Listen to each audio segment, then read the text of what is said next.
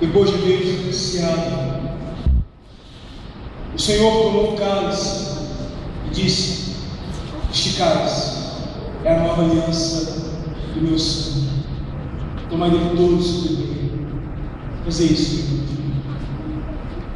O apóstolo Paulo, ensinando a igreja de Corinto sobre este momento, diz, parafraseando o Senhor Jesus Cristo, que nós vamos comer e beber desse cálice, comendo o pão e bebendo o cálice, até que o Senhor venha.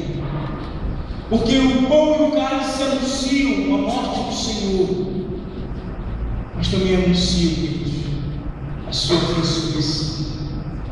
O Senhor está vivo. Esse cálice representa o sangue que foi derramado para que as nossas iniquidades, para que o peso que nos matava não nos bate mais, nos liberte de toda a acusação, nos livre, nos deixando diante dos olhos do Senhor algo mais que leve.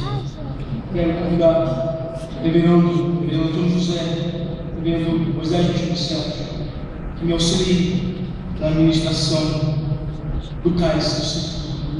Você que comeu isso, tome esse cálice, enquanto nós estaremos louvando ao Senhor, adorando ao nosso Deus com o hino número 157.